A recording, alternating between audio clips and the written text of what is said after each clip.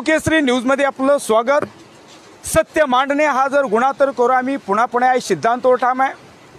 आपण ठाण्यातील आनंदनगर टोल नाका या टोल नाक्यावरले आपण महाराष्ट्रामध्ये आतापर्यंत जेवढे टोलचे झोल होते आणि काही टोल बंद झाले त्यामध्ये सर्वात जर मोठं योगदान असेल तर महाराष्ट्र नवनिर्माण सेनेचं आणि त्या अनुषंगाने माझ्या पाठीमागे आपण बघू शकता हे आश्वासनाची खैरात होते मात्र टोल बंद होत नाही। कारण हा टोलचा जो झोल आहे तो संपूर्ण महाराष्ट्राला विडा दिलेला हा टोलचा ढोल मात्र कधी फुटणार आहे आणि त्यासाठी आपण बघू शकतो आज दुसऱ्या दिवसाचा आहे, तिसऱ्या दिवसाला प्रारंभ होतोय।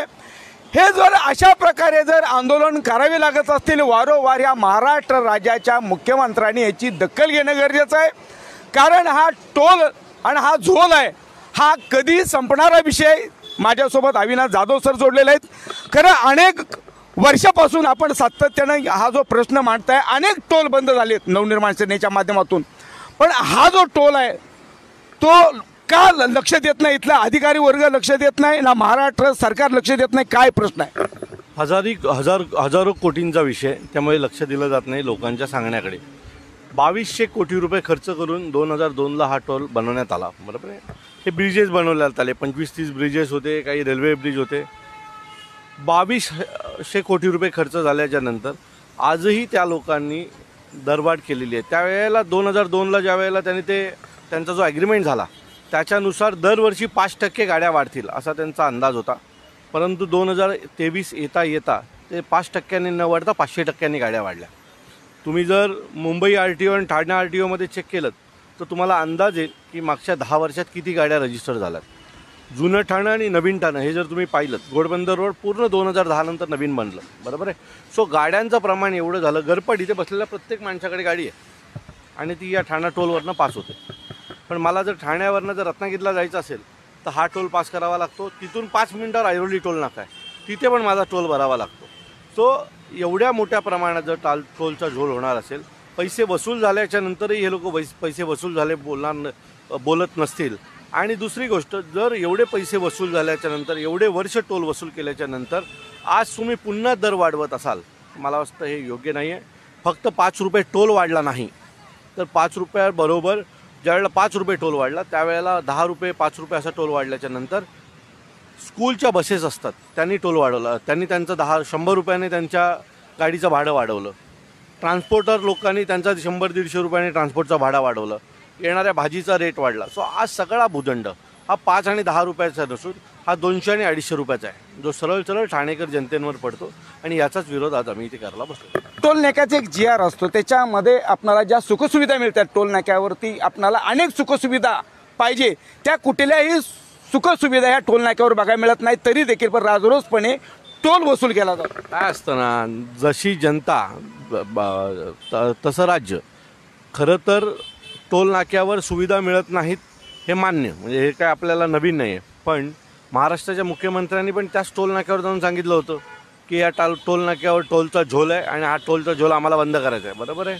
आज ते मुख्यमंत्री आहेत, त्यांच्या हातात आहे, ते का नाही बंद करत मला माहीत नाही। ॲम्ब्युलन्स नाही, शौचालयाची व्यवस्था नाही, इमर्जन्सीला लागणाऱ्या कुठलीच गोष्ट तिथे अवेलेबल नाही, तरीसुद्धा ते बिंदास टोल वसूल करतात आणि त्याला कोणीही काही बोलत नाही, ही खेदाची गोष्ट आहे। जाधव साहेब, सत्तेत येण्याअगोदर महाराष्ट्र राज्याचे मुख्यमंत्री उपमुख्यमंत्री देवेंद्र फडणवीस आहेत, त्यावेळी ते मंत्री होते। आम्ही सत्तेवर आल्याबरोबर हा टोलचा प्रश्न आम्ही मिटू असं अजूनही सगळे व्हिडिओ संपूर्ण महाराष्ट्रभर व्हायरल होत आहेत, तरी देखील मात्र जनता एवढं हलक्यावर घेते। मी सांगतो ना, हे जनतेला गृहीत धरतात।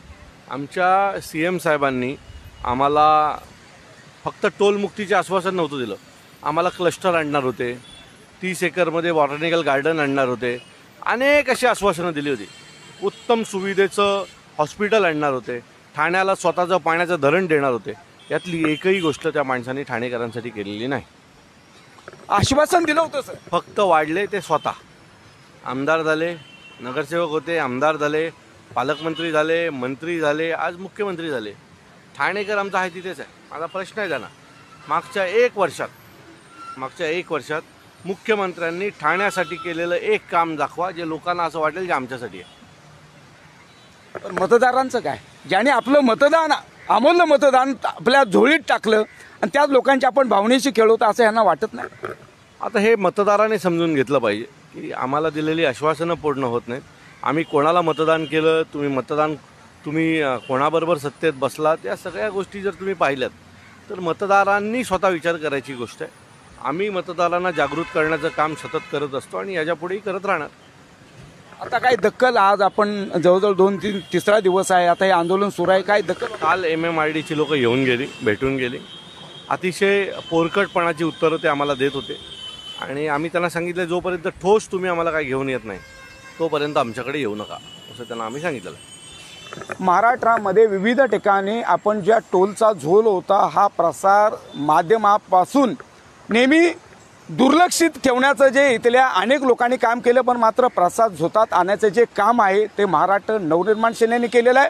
महाराष्ट्रामध्ये अजूनपर्यंत हाती आलेल्या नियमानुसार आणि संपूर्ण माहितीनुसार जे संपूर्ण टोल बंद झाले याच्यामध्ये सर्वात मोठं योगदान महाराष्ट्र नवनिर्माण सेनेचं असताना देखील मात्र आश्वासन दिली जात आहेत आणि काम होत नाही. त्यामुळं आजचं हे आपण दुसऱ्या आणि तिसऱ्या दिवसाचं उपोषण बघतोय. आता तरी महाराष्ट्र सरकारला किंवा सत्तेत असणाऱ्या लोकांनी जे आश्वासन दिलेलं आहे त्या आश्वासनाची कुठं आठवण होते का हे बघणं लक्षात आहे. नाहीतर येणाऱ्या भविष्य काळामध्ये इथला मतदार राजा आहे तो मात्र त्यांना योग्य प्रकारचं उत्तर देईल असं म्हणायला हरकत नाही. Cameraman Yogita लोहारचं, reporter Sagar Patil, Thane.